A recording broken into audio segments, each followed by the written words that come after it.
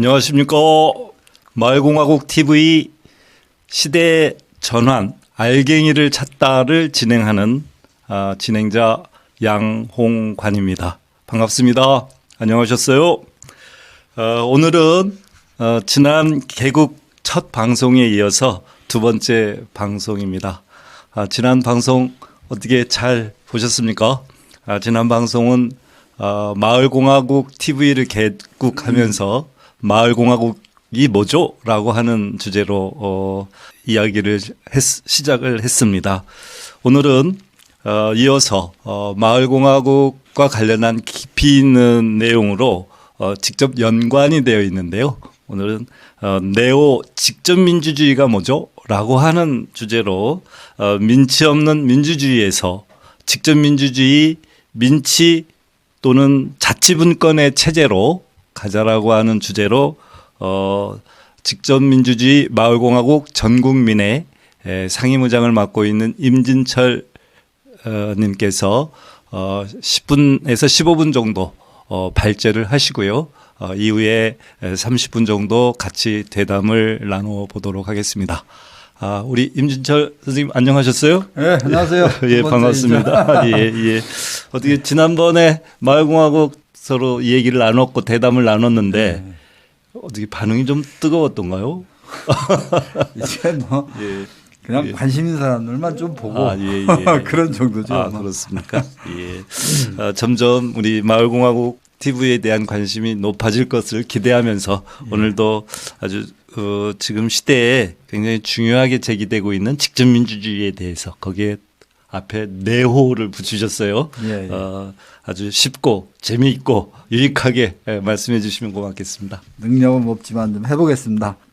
오늘은 네 가지 주제로 말씀을 드려볼까 합니다. 첫째는 한국 민주주의 과거와 현재 그리고 미래, 그다음에 두 번째는 직접민주주의와 네오 직접민주주의란 무엇인가, 세 번째는 네오 직접민주주의는 어떤 발생 배경을 갖는가, 네 번째는 촛불 시민은 네오 직접민주주의를 어떻게 실천할 것인가 라는 얘기입니다. 우리 한국 민주주의 역사를 좀 과거, 현재, 미래로 한번 제가 생각해 보면 해방 후 재헌위의 민주주의를 생각해 볼 수 있어요. 재헌위에는 독립운동 하시는 분들이 주로 중심이 된 것 같아요. 그래서 이 독립운동 하시는 분들이 정말 열의를 가지고 정말 멋진 한국 민주주의를 만들어 보려고 생각했던 것 같아요. 그래서 직접민주주의와 대의민주주의가 융합된 그야말로 제대로 된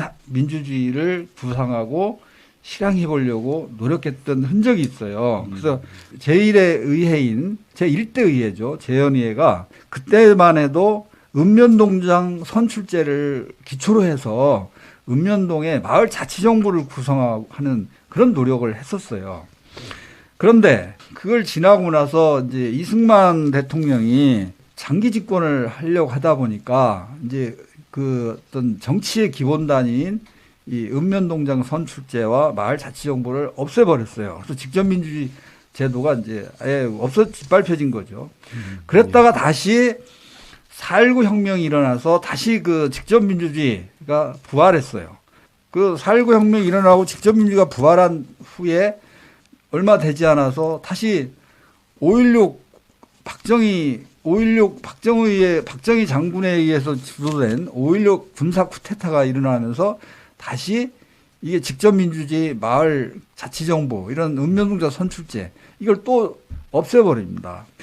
그런 세월이 저희 군사독재 세월이 한동안 지나다가 1987년 6월 달에 대규모 민주항쟁이 벌어집니다. 이때 민주헌법 쟁취 국민운동본부가 주도가 돼서 6월 민주항쟁이 일어나죠. 이 결과로 그때 이제 민간 정부가 이제 들어서게 됩니다. 그래서 정말 그때 이제 소위 말하는 한국에서 대의제 민주주의가 성립이 된 거죠. 그래서 이때를 이름하여서 87년 체제라고 합니다. 87년 체제는 절차적인 대의민주주의 체제다, 이렇게 얘기할 수 있죠. 그런데요, 이 87년 6월 항쟁으로부터 그 구축된 이 대의민주주의 체제가 지금 30년이 지난 지금도 그대로예요. 민주주의, 그러니까 직접 민주주의 요소가 도입이 안 됐어요. 그래서 현재 소위 민치 없는 대의민주주의 통치체제다. 저는 그렇게 얘기하고 있는 거죠. 민치하고 통치를 한번 구분해 보면 통치라는 건 대의정치와 중앙집권 관치를 총칭해서 통치라고 해볼 수 있어요. 그다음에 민치는 그 시민정치와 주민자치와 공론정치 이 세 가지를 총칭해서 민치라고 할 수 있는 거죠.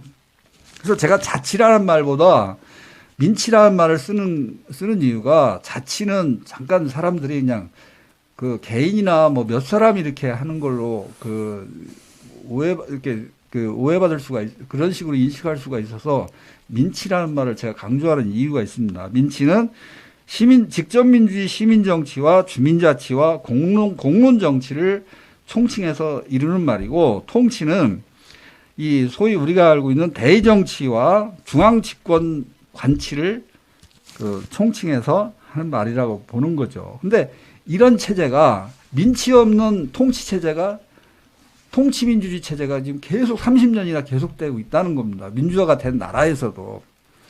그래서 오죽하면 이제 빼앗긴 직접민주주의가 민주화된 지 30년이 지났는데도 여전히 계속되고 있다. 우리는 이제 그렇게 보고 있는 거죠. 그래서 이제는 미래의 한국 민주주의는 그 87년 대의민주주의 통치체제에서 이제 제대로 된 민주화 운동을 다시 시작해야 되겠다. 그래서 읍면농장 선출제를 기반으로 한 마을자치정부, 마을공화국을 다시 복원하고 재창조하는 일을 해야 되겠다. 그리고 국민발안 시민입법, 국민소환, 국민투표제의 이 민치개헌, 시민정치, 민치개헌 시민정치를 다시 해나가지 않으면 안 되겠다.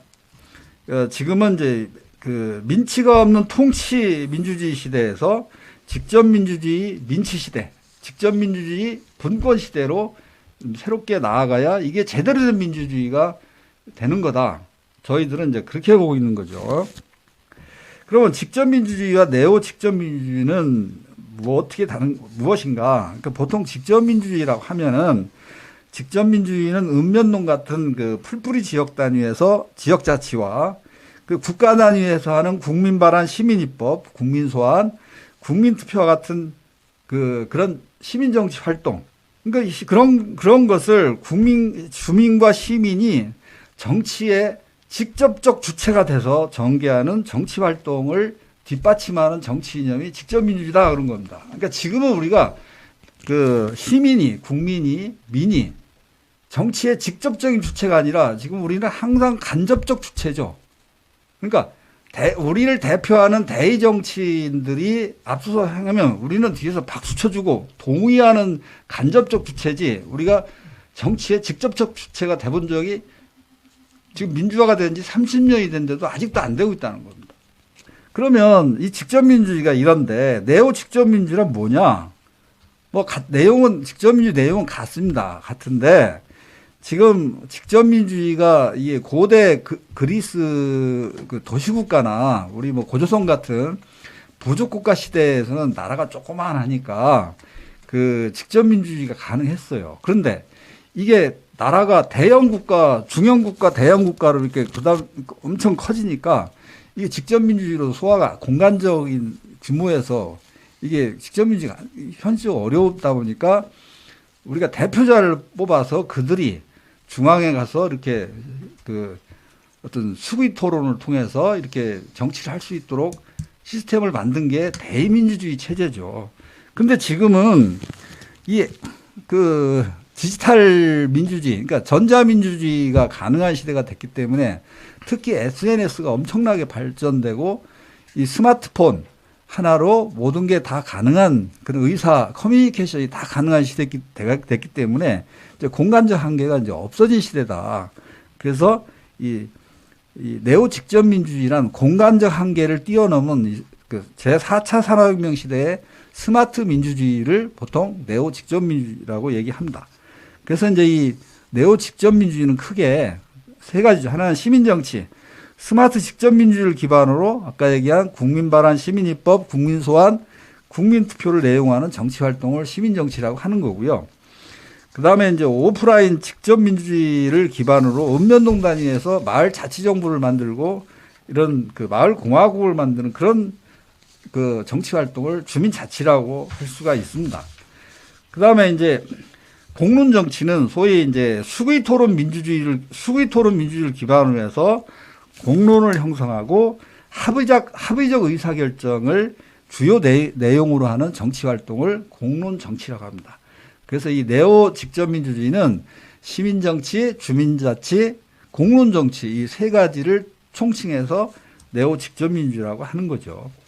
근데 이 네오 직접민주주의는 어떤 발생 배경을 갖느냐 한번 얘기를 말씀드려보면 첫 번째는 이 제4차 산업혁명 디지털 민주주의가 출현함으로 인해서 이 지역적 공간적 한계를 확 뛰어넘게 됐다는 거죠. 그러니까 핸드폰 하나로 모든 것이 가능한 그런 포노 사피엔스라는 그런 새로운 정치 인류가 탄생하면서 이게 네오 직접민주 시대를 열었다.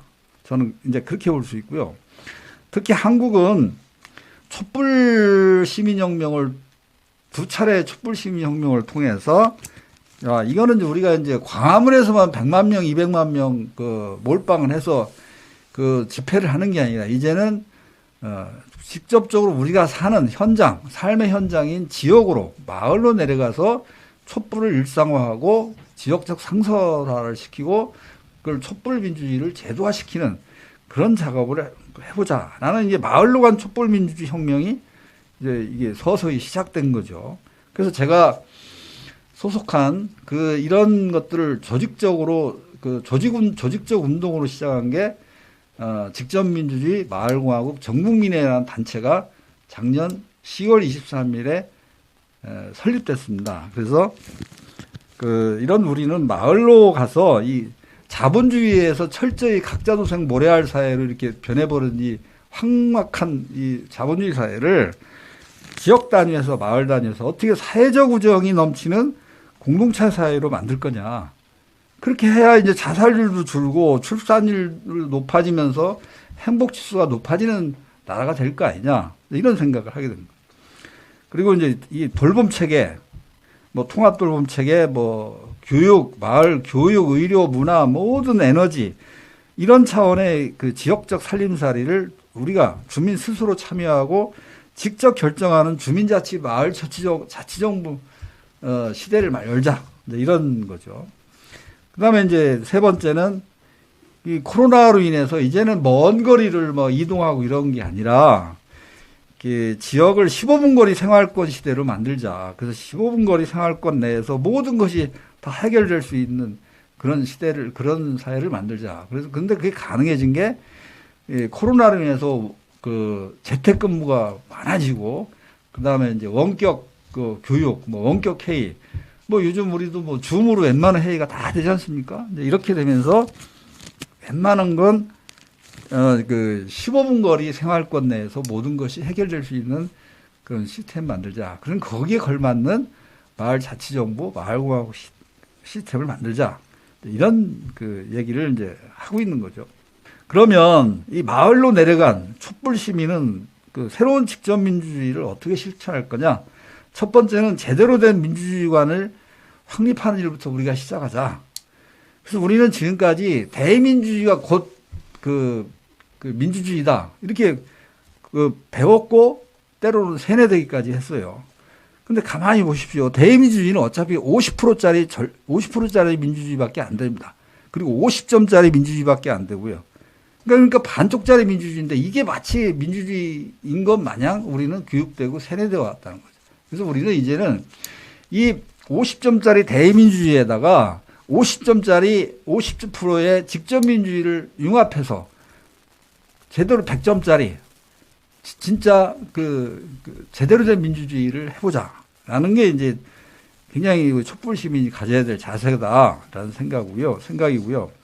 두 번째는 이 네오 직접민주주의 정치관을 가지고 우리가 정치적 실천을 할 필요가 있다.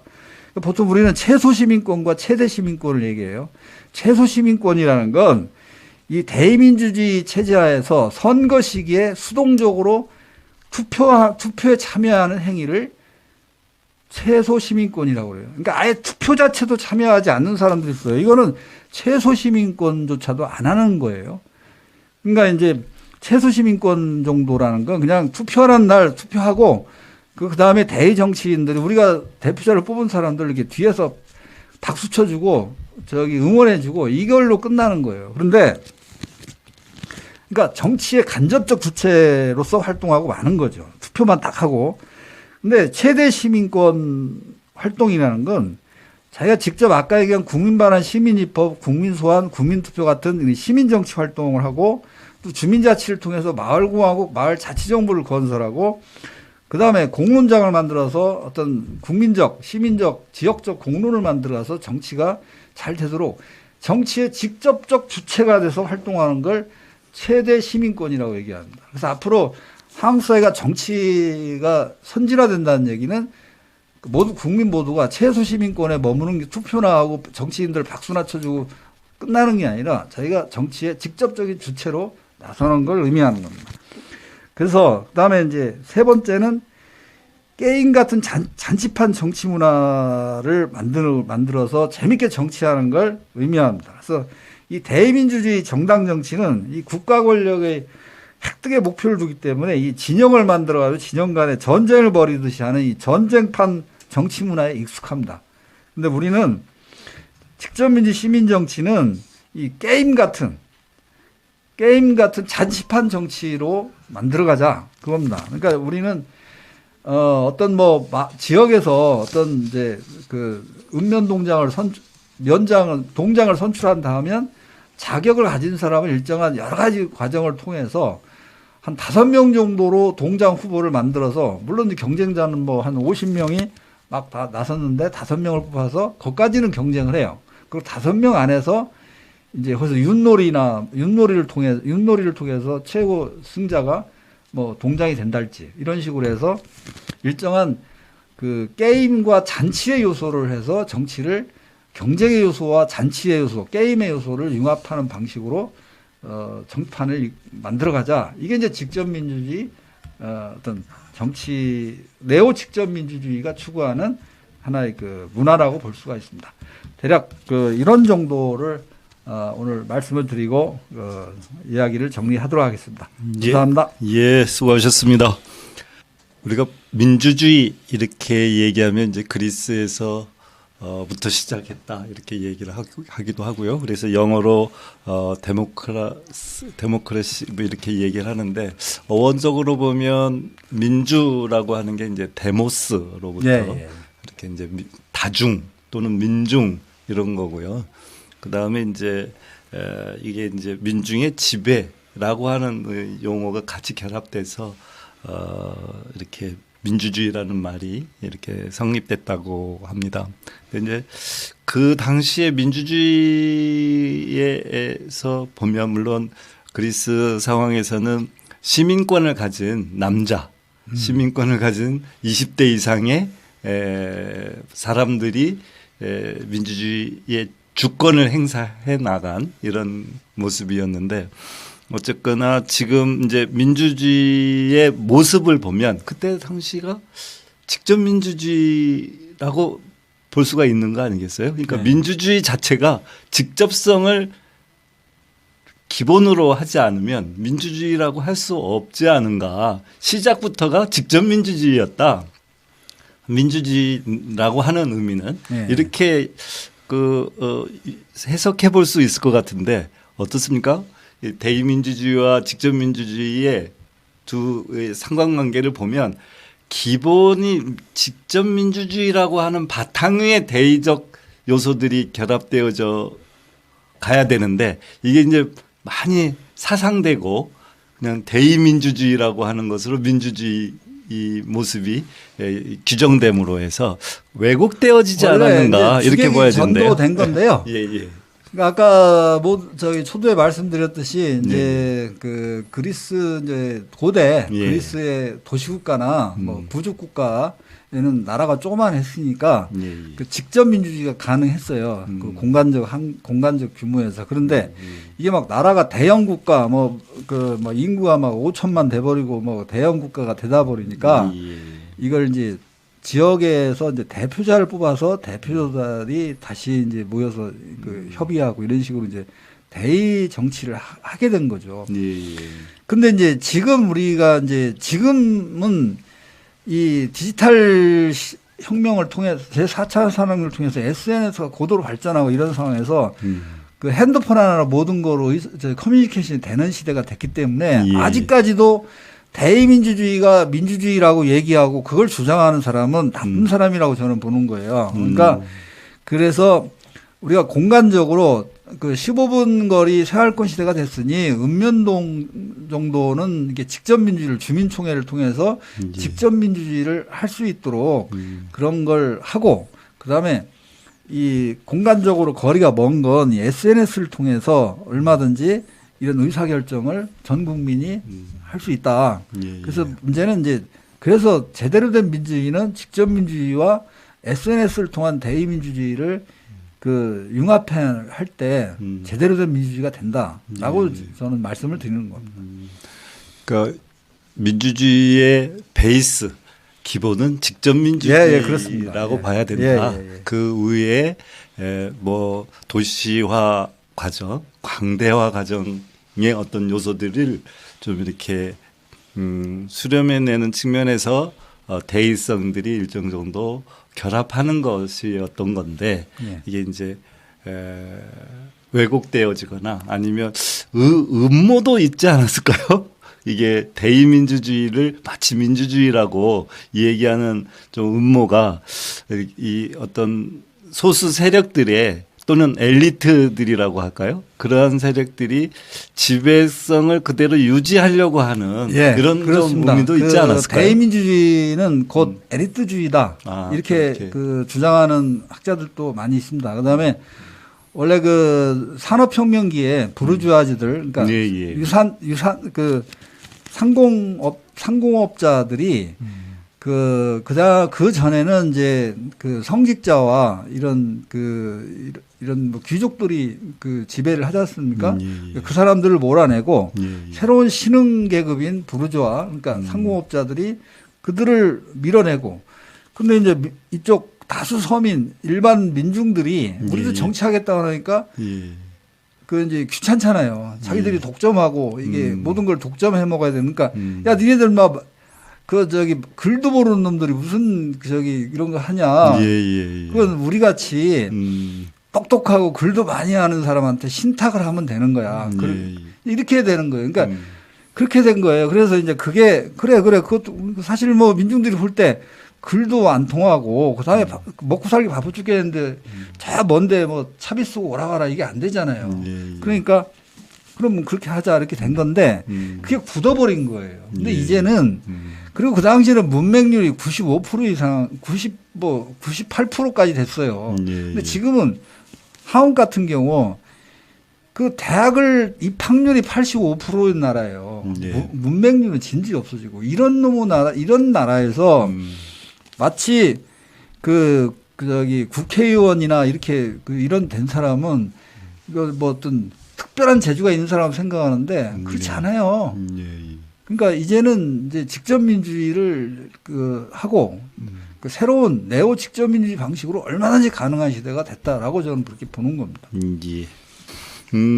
첫 번째 이제 우리 한국 민주주의 과거, 현재, 미래 이 속에서 뭐라고 그럴까 87년 유월항쟁 이 과정을 통해서 직선제 쟁취를 기본으로 한 헌법이 만들어졌지만 대통령을 직선으로 선출한다 또는 뭐 그다음에 이제 지방자치 과정에서 이제 시군구 단위에 또는 시군구 단위에 또 지자체장을 직접 선출한다. 이러한 직선 형태의 시스템은 변했는데 직접 민주주의라고 하는 내용적 측면에서는 그러니까 형식적 측면에서 일부 도용 들어갔지만 내용적 측면에서는 그 당시에 속에서도 하여간 민주주의에 있어서 대단히 취약한 형태의 형식적 민주주의적 수준에 머물렀지 않았는가라고 볼 수 있을 것 같아요.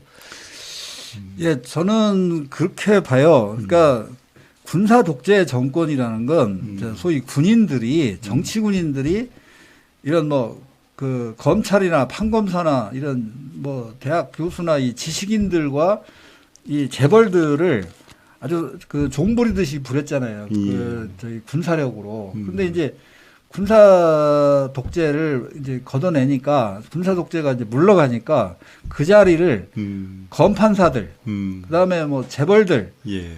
이제 이런 사람들이 뭐 그다음에 이제 지식인들이 그 일부 어떤 엘리트 그렇지. 지식인들. 엘리트 지식인들이 이제 검언 지식인 뭐 저희 검판사 언론 그다음에 이런 저기 대학 종교인 뭐 하여튼 재벌들이 이런 엘리트 카르텔을 만들어서 소위 아까 그랬잖아요. 대의민주주의란 곧 엘리트주의다. 그러니까 이들이 그 카르텔을 만들어서 이제 지배하는 시대를 만들었다는 거예요. 근데 이제 우리 다수의 어떤 민의 입장에서 볼 때는 이제 그런 시대를 빨리 이제 그만하자 이제는. 니네들이 언제까지 우리 저 민이 수준이 이렇게 높아졌는데 언제까지나 니네들이 결정한 거 뒤에서 저기 박수나 치면서 이런 건 민주주의가 아니다라고 본다라는 거죠 이제. 민주주의 과정에서 이제 말씀하신 게 읍면동장에 대한 직접 선출제 문제가 직접 민주주의를 한 발 내딛는데 또는 시작하는 데 있어서 아주 굉장히 중요한 발판이 됐거나 고리가 되겠다. 핵심적인 문제일 수 있겠다. 이렇게 제기하고 있는데 왜 그렇게 볼 수 있겠어요? 그러니까 그렇습니다. 그 소위 읍면동단이 이제 생활권이잖아요. 생활권에서 이제 뭐 육아 문제, 뭐 마을 주치, 뭐 돌봄 통합 돌봄 문제, 뭐 그다음에 방역 문제 이런 생활과 긴밀한 이런 것들을 그 서로 이렇게 그 마을 사람들이 직접 머리를 맞대고 그걸 하면은 비용도 그 적게 들고 커뮤니케이션도 빨리 되기 때문에 그 효율성이 매우 높은 거예요. 근데 그렇지 않고 이게 국가에서 이렇게 중앙집권 체제로 이렇게 전달 체제를 해버리면 효율도 굉장히 낮고 이게 그다음에 이제 통치를 당하는 입장이 자율적으로 우리 문제를 스스로 해결해 나가는 문제가 아니라는 거죠. 그렇기 때문에 효율성도 굉장히 낮다는 거죠. 그러니까 이제 그렇게 되다 보면 이게 그 지역이 정말 각자 도생 모래알 사회가 아니라 사회적 우정이 있는 공동체 사회가 되면 자살률이 엄청 떨어지게 됩니다. 그다음에 출산율도 높아지게 되죠. 그러면서 그 국민의 행복도가 높아지게 되는 건데 지금 우리 사회가 그렇게 안 돼 있기 때문에 이걸 그 작은 생활권 단위부터 빨리 직접 민주주의 체제를 도입하자 이런 얘기입니다. 그다음에 그 지난번에 제가 말씀을 잠깐 드린 것 같은데 이런 걸 가장 잘하는 나라가 이제 스위스인데 스위스는 국가 예산의 30%를 우리나라 같은 읍면동 주민자치라는 자치를 하는 읍면동한테 30% 가요. 그다음에 이제 우리나라 이제 시군구나 광역시도 같은 중간 지방 정부에 40%가 예산이 가고 나머지 30%가 연방 중앙 정부가 써요.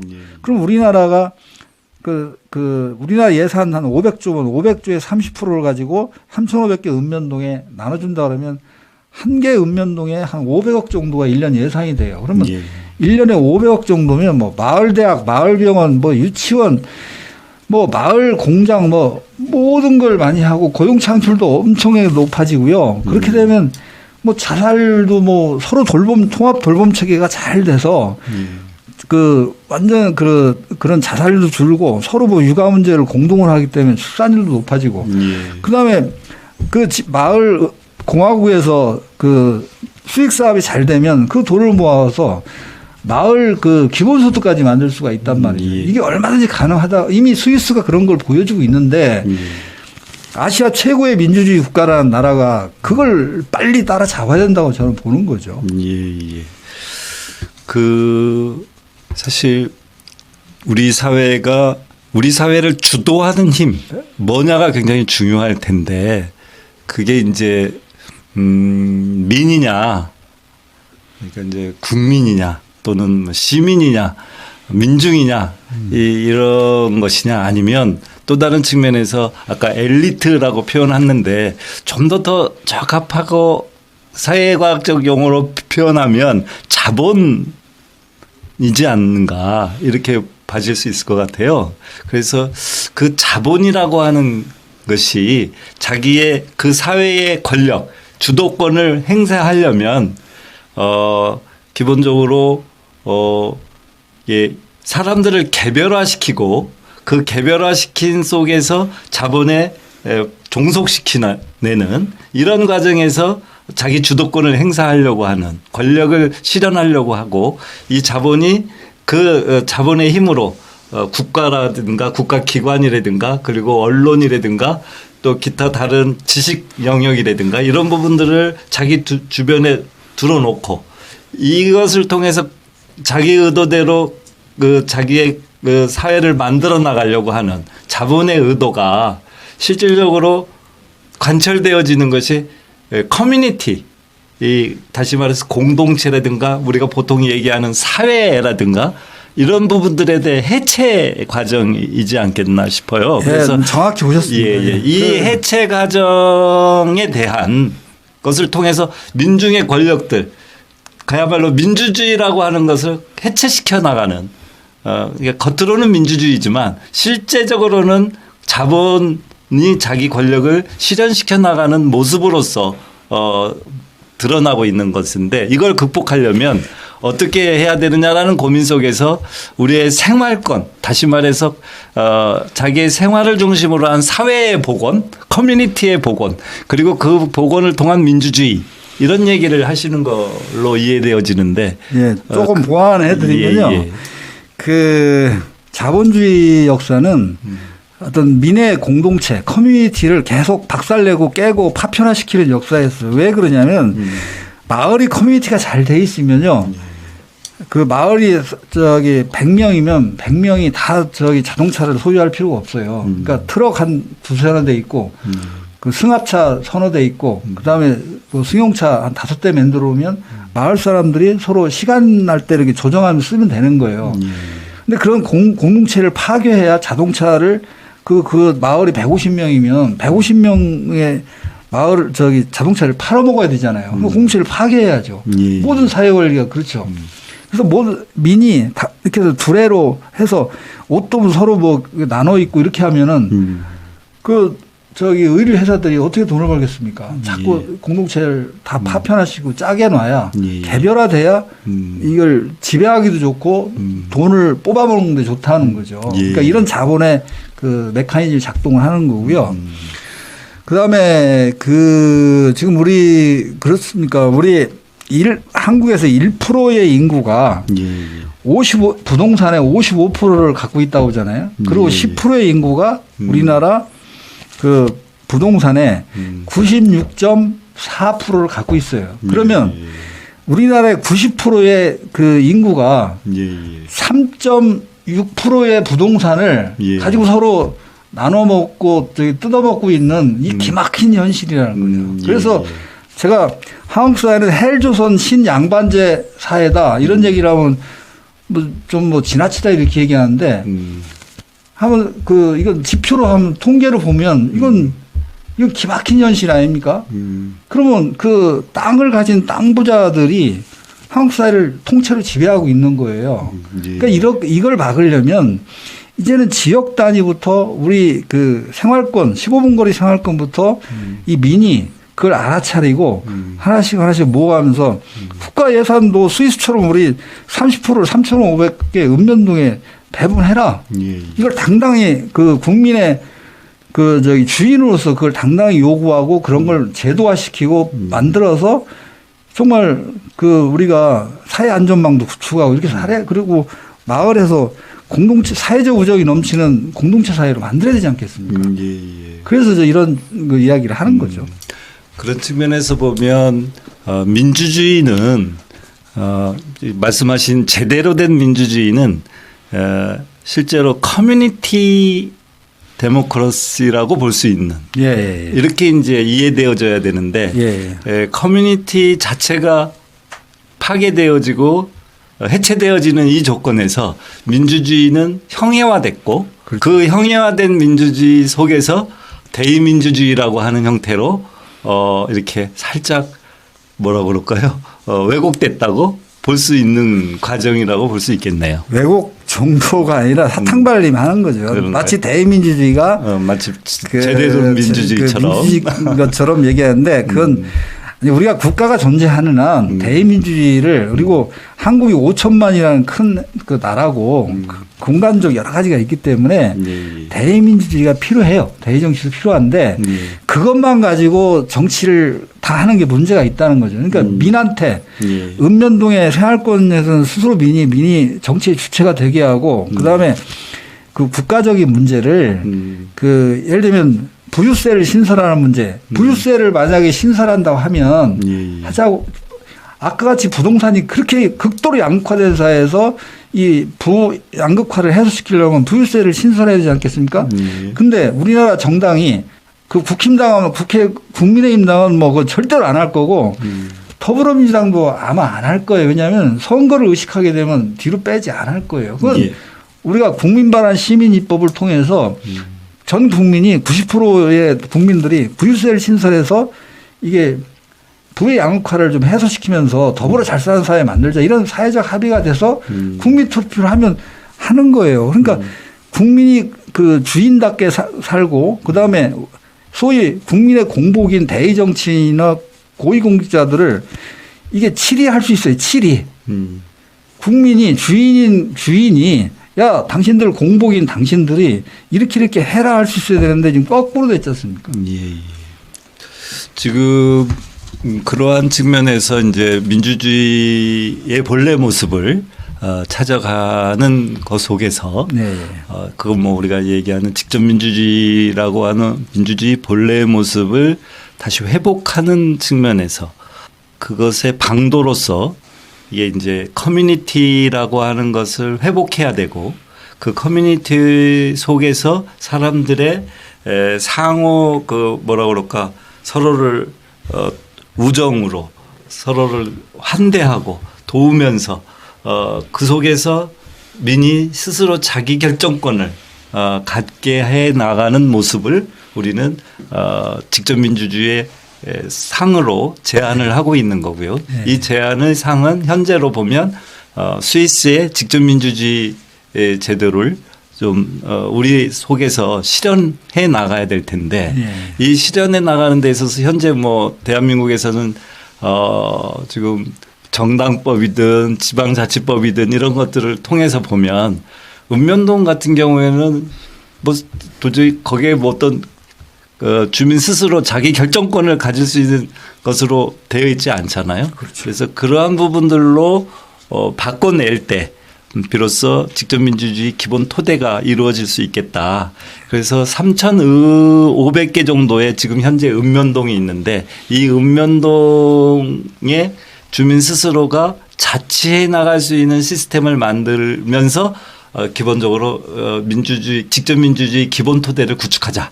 이렇게 이제 얘기를 하고 있는 것 같고요. 그다음에 전체적 측면에서는 시민 정치라고 표현을 하셨어요. 아까는 이제 주민 자치라고 하는 측면에서의 직접 민주주의를 얘기했고 국가 전체의 차원에서는 시민 정치 차원에서의 그렇습니다. 직접 민주주의를 얘기했는데 그게 어떤 의미를 가지는 건지 그리고 거기에서 시민이라고 하면 어떤 계층 계급을 얘기하는 건지 요 얘기를 조금 해 주시면 좋을 것 같습니다. 그 보통 시민을 그러니까 이제 서울 시민 할 때 시민과 또 소위 부르주아지로 번역하는 시민이 좀 달라요. 그래서 그러니까 그 맥락에 따라서 어떤 경우는 그 소위 말하는 유산자, 유산 계급을 의미하는 부르주아지를 그 일본 서적을 번역할 때 시민으로 번역했는데 그래서 그런 의미도 있지만 우리가 서울 시민이다. 그 한 뭐 이렇게 공동 그 지역 단위의 그러니까 읍면동 단위는 이제 주민이라고 얘기를 하죠. 그러니까 주민인데 한 그 큰 그 지역 단위는 이제 보통 시민이라고 하지 않습니까? 그래서 이제 제가 이제 말하는 건 이제 그 시민은 이제 후자죠. 부르주아지로서의 어떤 시민 측면보다는 한 사회의 어떤 국가 공동체나 국가 공동체를 이제 그 국민이라고 얘기하죠. 근데 그 국민이 또 시민적 요소도 있다는 거죠. 그러니까 내가 전체 그 한국이라는 국가 공동체의 국민이면서 나는 내가 사는 뭐 저기 서울시의 서울시 시민이지 않습니까? 그래서 그런 의미로 좀 받아줘야 될 것 같고요.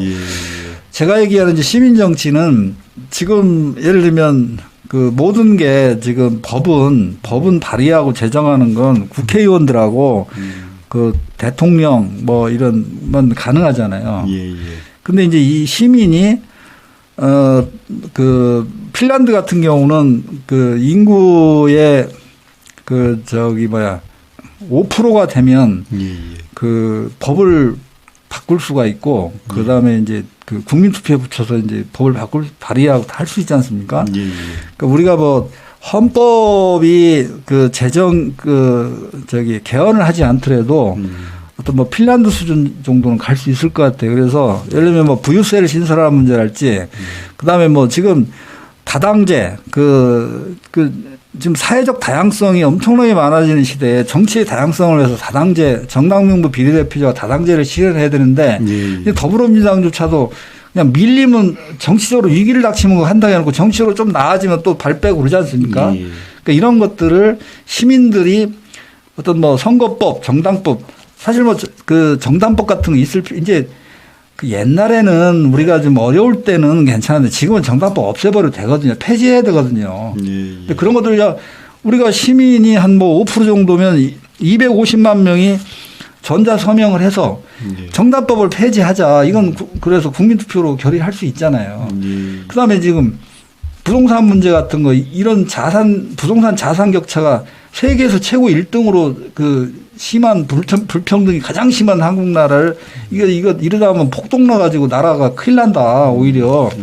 그러니까 오히려 이걸 빈부격차를 줄여서 좀 건강한 사회를 만들자 해서 국민들이 250만 명 부유세 도입 법안을 만들어서 국민투표 시켜서 이거 제대로 된 건강한 나라 만들자. 이걸 우리가 해야 되는 게 시민정치라고 보는 거죠. 시민정치 부분에 있어서는 어쨌든 국가적 단위에서 국민 발안, 그다음 시민입법인 거죠. 그리고 국민이 직접 뭐 법으로 정해야 되겠지만 몇 프로 정도가 시민들이 동의하면 그것이 입법안이 되는 거고 그렇죠. 그것이 입법에서 자기 실천력을 갖는 거죠. 그리고 이제 자기가 뽑은 국회의원이나 직선으로 뽑은 지도자들을 소환을 해서 이게 뭐라 그러죠? 그것을 하여간 탄핵도 하고 이렇게 하는 것이 이제 국민 소환이고요. 그리고 이제 국민에게 굉장히 중요한 의제가 있으면 그것을 공론화시켜서 이것을 결정하는 국민투표 이 제도를 함께 해낼 때 비로소 직접 민주주의가 아래로부터와 위로부터 제대로 실현되어질 수 있겠다. 이렇게 볼 수 있고 그러한 민주주의여야 민주주의다운 것이고 이것을 제대로 든 민주주의다라고 얘기를 하는 것으로 우리가 확인할 수 있을 것 같고 그런 시대를 지금 이제 마저 가야 된다. 대의 시대를 정리하고 대의 민주주의 시대를 마무리하고 그야말로 제대로 된 민주주의 시대 민주주의의 새로운 회복이기도 하면서 또 다른 혁명이기도 할 것 같아요. 민주주의 혁명의 시대를 이제 맞이해 보자. 그리고 그럴 즈음에 힘이 일단 우리 국민들에게 이미 축적되었고 그런 경험들이 쌓여져 있기 때문에 더 이상 미루지 않아도 된다. 그리고 제도 기술적으로도 그것을 4차 산업혁명 디지털 혁명으로 그것을 담보해 줄 수 있는 상황이기 때문에 더욱더 지금 직접 민주주의로의 전환을 우리가 대전환을 모색해야 된다라고 하는 말씀으로 좀 이렇게 마무리할 수 있을 것 같습니다. 끝으로 그냥 마무리 좀 하면요. 해주시면 좋겠습니다. 대의민주주의 통치 시대에서 직접 민치 시대로 가자 이 얘기는 그렇습니다. 옛날에는 거리가 너무 공간적으로 멀어서 SNS도 없었는데 지금 SNS 통해서 의사결정이 다 하고 커뮤니케이션이 되는 시대가 됐다. 공간적 한계는 다 뛰어넘는 시대가 됐다. 그다음에 옛날에는 문맹이 95%였는데 지금은 그 대학 입학률이 85%나 되는 어마어마한 사회가 돼버렸다. 이런 상황에서 대의민주주의 통치 시대를 계속 전수시킨다는 건 이건 말이 안 된다. 국민들을 무시하는 거기 때문에 이제는 정치의 간접적 주체가 돼서 대의 정치가들한테 뒤에서 박수 치는 그런 거에서 우리는 만족하는 게 아니라 이제 정치의 직접적인 주체가 돼서 하겠다라는 거예요. 그런 게 SNS 스마트 민주주의에 얼마든지 가능하고 읍면동 단위에서는 다 가능하다. 요 얘기를 그 말씀을 좀 제가 마무리하고요. 그다음에 결국은 그런 국민 발안 시민 입법을 통해서 이런 이제 소위 우리나라 에리트 카르텔 소위 이번에 받지 않습니까? 그 에리트 카르텔을 좀 깰 필요가 있다. 그 다음에 현재 이제 우리가 촛불 시민들이 더불어민주당이 이번에 더불어민주당이 촛불 정부를 문재인 정부를 만들었지 않습니까? 그다음에 지방선거 압승시켜주지 않았습니까? 총선 180석 압승시켜줬잖아요. 근데 아무것도 한 게 없다라고 얘기하잖아요. 그게 왜 그러냐면 아무것도 할 수 없는 그걸 이해를 해야 돼요. 문재인 정부나 더불어민주당이 정말 하기 싫고 정말 문제가 많은 사람들이다. 그 측면도 있어요. 게으르고 그다음에 본인들이 에리트 카르텔 속에 있는 사람들이기 때문에 굳이 한국 사회를 이렇게 개혁하고 싶은 마음이 그렇게 간절하지 않아요. 그 측면도 있지만 대민주주의라는 시스템 자체가 그 이상 할 수가 없어요. 50% 민주주의 체제 50점짜리가 어떻게 100점을 맞습니까? 50점까지 맞는 게 당연한 거예요.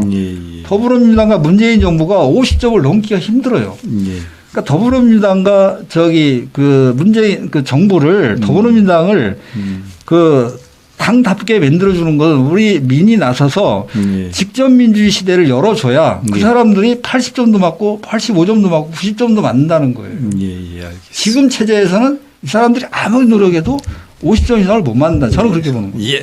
알겠습니다.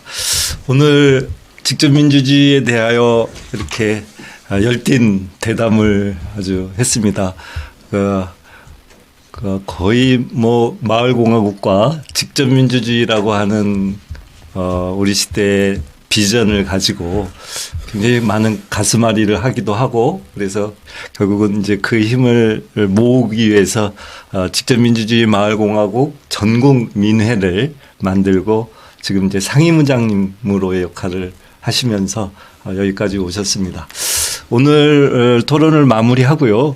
그 다음에 다음 토론을 한 번 더 대담에 이제 참여하시는데 다음 대담은 이제 이런 직접민주주의 마을공화국의 내용과 형식을 보다 더 안 받침에는 내용적 측면에서의 우리는 어떤 사회로 가야 되는가라고 하는 측면들을 좀 말씀을 해 주시기로 했는데 제목이 어떻게 돼 있죠? 대한민국 다시 민주화 이후 직접 민주주의 민치 민권 혁명으로 이런 내용 같아요. 그래서 부제로 21세기 68 혁명판 촛불 민주주의 시민혁명을 하자. 그런 주제로 얘기를 부탁을 받았으니 부탁을 해 주셨잖아요. 그렇군. 알겠습니다. 다음 제3 우리 시대전환 알갱이를 찾다에 대해서도 함께 관심을 가져주시고요. 오늘 대담 그리고 주제 발제하도록 마치도록 하겠습니다. 대단히 고맙습니다. 수고하셨습니다. 수고하셨습니다.